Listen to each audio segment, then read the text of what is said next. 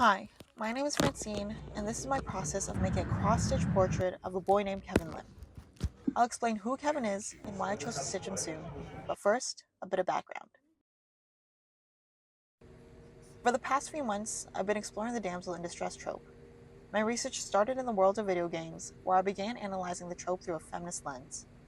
That led me to create two choose-your-own-adventure games critiquing the damsel trope using player agency, or rather, the illusion of it. One game was a hand-bound book written and illustrated by yours truly. The other was digital, built with Twine, an open source tool for telling interactive, non-linear stories. In both games, players were given choices that seemed empowering, but every path ultimately led to failure, reinforcing the player's role as helpless, much like a damsel. That project wrapped with our end-of-semester thesis exhibition. But my research didn't stop there. I wasn't interested in simply proving the damsel is still relevant. We already know that. What I wanted to explore was how that relevance plays out beyond fiction.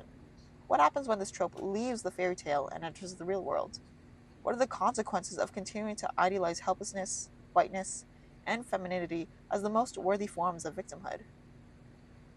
What I found is that the damsel hasn't disappeared. She's simply been repackaged as the ideal victim. For centuries, this archetype has taught us that women are passive, fragile, and dependent on male saviors. And while we might roll our eyes at the princess in the tower, the same narrative still plays out in the real world. The ideal victim archetype determines who we rally behind, whose stories make the news, and who gets institutional support, especially in missing persons cases. Take Kevin Lim, for example. He went missing as a teenager, along with two of his friends, after a fourth friend was found deceased. Four teens, one dead, three missing. And I'm guessing you've probably never heard of any of them. Why is that?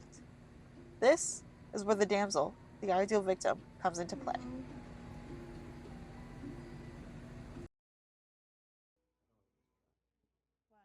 Fairy tales have long shaped cultural perceptions of gender, reinforcing the belief that women are inherently vulnerable and in need of rescue.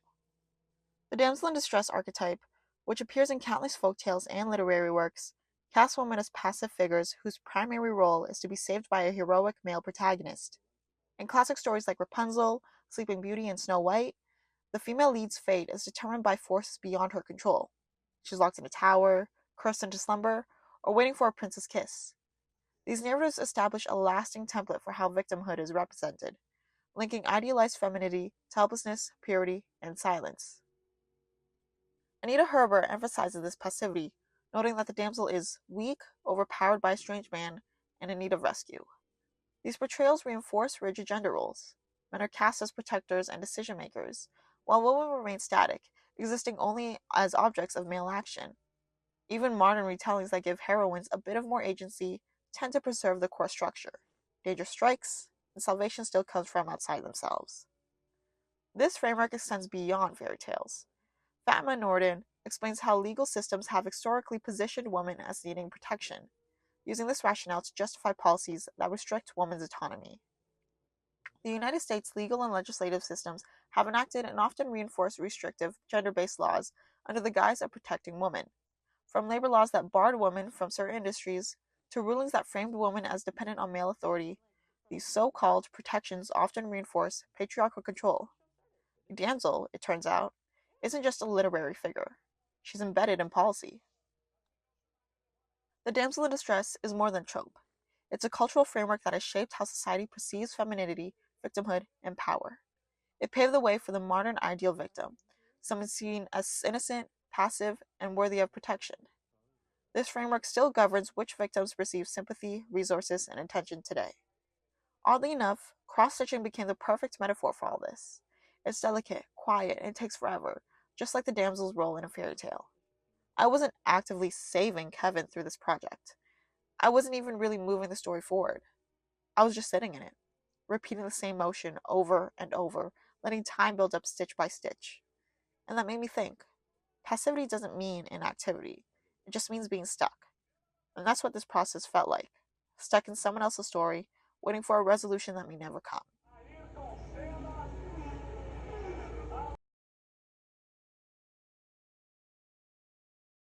While the damsel in distress may seem like a relic of fairy tales, her influence persists in how we understand and respond to victimhood today.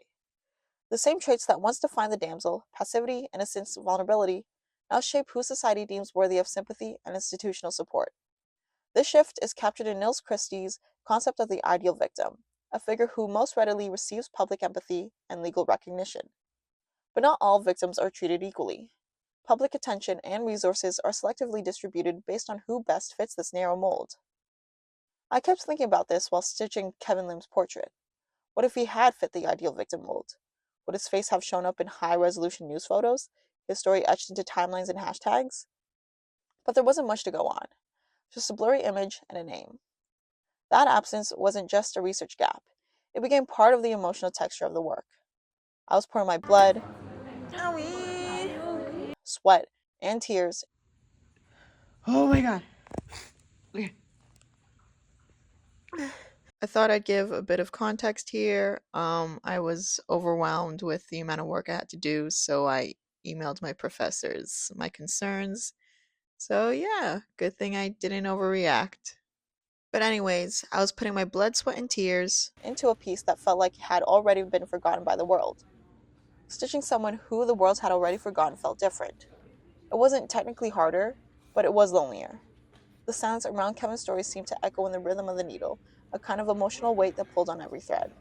It made me realize, when someone doesn't fit the ideal, the world looks away, and staying with their story becomes an act of resistance. Christie outlined several conditions that increase the likelihood of being recognized as a victim.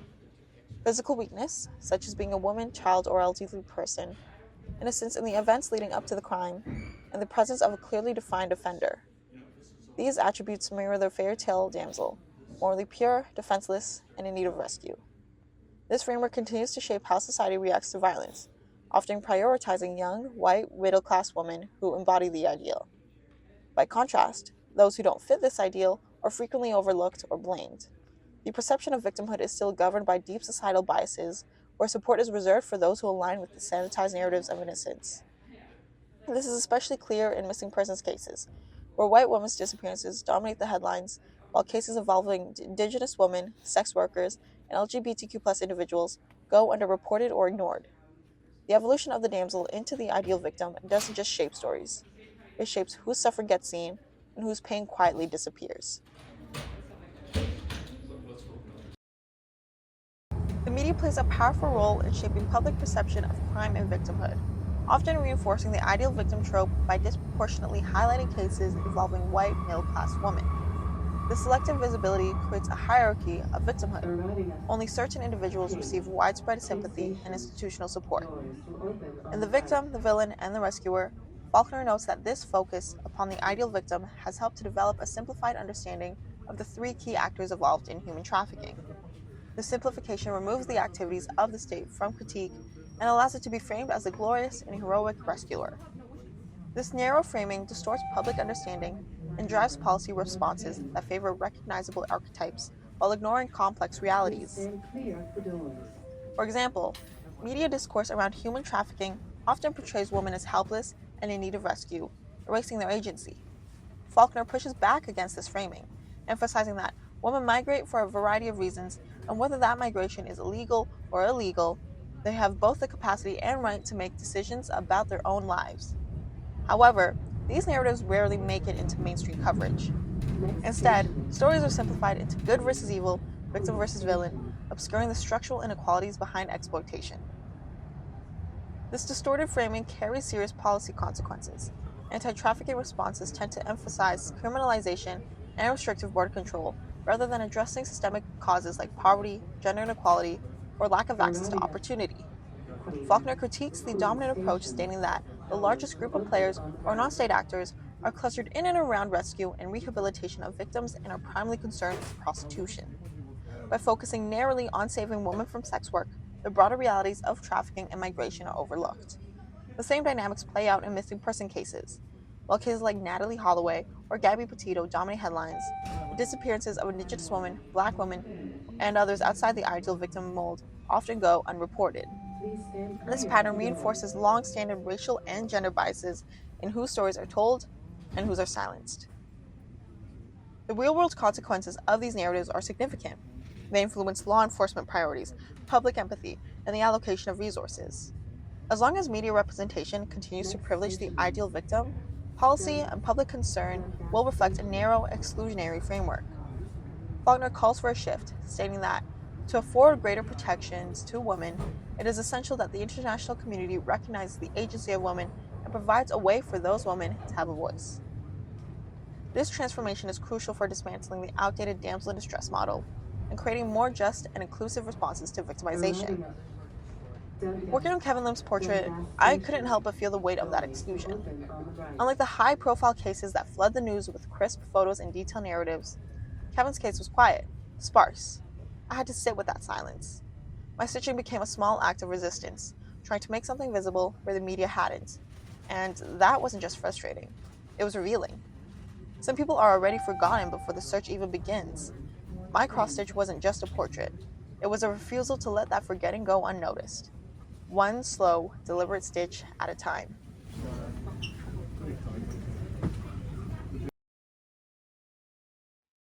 Historically, legal institutions have positioned themselves as the heroic protectors of women, often restricting their autonomy under the guise of safeguarding their interests.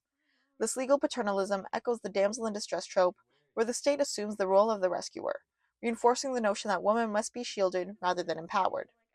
Fatma Norden observes that the U.S. legal and legislative system used gender roles to construct a notion of womanhood that was helpless and required protection. Then the same system attempted to rescue the woman by enacting harmful legislation. This paradox has manifested in policies that limit women's choices while framing them as too vulnerable to act in their own best interests. One way this dynamic plays out is in how resources and law enforcement attention are allocated in missing persons cases. Policy decisions are often influenced less by the urgency of the situation and more by the perceived worthiness of the victim. Legal structures, like media narratives, tend to prioritize those who fit the mold of the ideal victim: young, white, cisgender, and perceived as innocent. In doing so, the system reinforces a hierarchy of victimhood, one that marginalizes women of color, sex workers, LGBTQ+ individuals, and others who fall outside this narrow framework. This fairy tale distinction between the true damsel and everyone else is mirrored in the legal precedents that divide victims into categories of deserving and undeserving.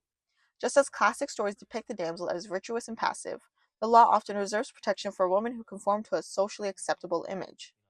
In Gozer versus Cleary, for instance, the U.S. Supreme Court upheld laws barring women from working as bartenders under the pretense of protecting them.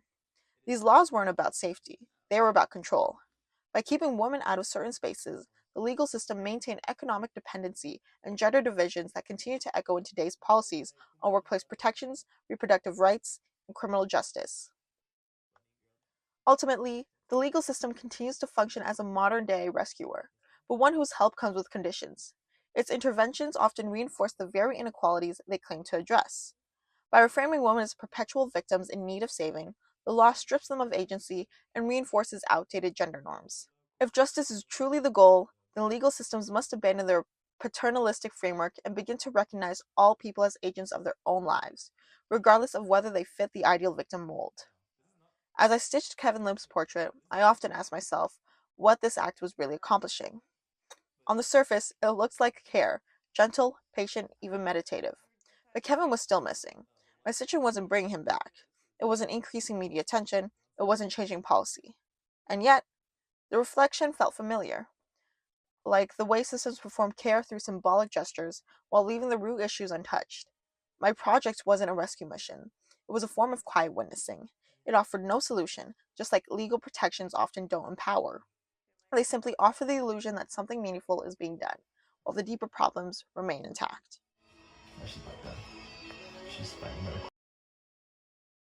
The ideal victim model perpetuates systemic exclusion, rendering marginalized groups invisible within media and legal frameworks.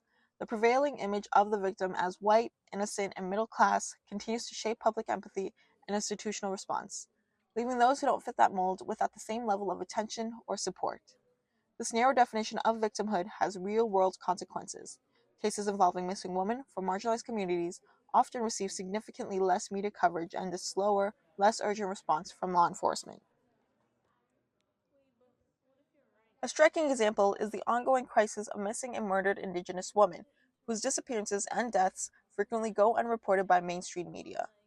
Nils Christie underscores how victim status is shaped by race, gender, and social expectations. The ideal case here is the young virgin on her way home, from visiting sick relatives, severely beaten or threatened before she gives in. From this, there are light years in distance to the experienced lady on her way home from a restaurant, not to talk about the prostitute who attempts to activate the police in a rape case. This quote makes painfully clear how sex workers, indigenous women, and others whose victimhood doesn't fit a simplistic moral narrative struggle to receive public concern or institutional validation. Time also plays a critical role in how the media and the public process these stories. Victims who don't match the ideal fade quickly from view. Christie explains that the more ideal a victim is, the more ideal becomes the offender. The more ideal the offender, the more ideal is the victim. When a victim's narrative becomes complicated by social bias, their case tends to vanish from headlines and public discourse. High-profile disappearances like those of Gabby Petito or Natalie Holloway remain in the spotlight for weeks or months, but for many others, that spotlight never even turns on. The significance of time became especially clear in my cross-stitch process. Kevin Lim's case didn't come with the media ecosystem that surrounds ideal victims. No press kits, no viral posts, no coherent timeline. As a result, even gathering reference material became a challenge. I was working with scraps, one pixelated photo, a name, a date. And as a first-time cross-stitcher, I was already encountering my own obstacles.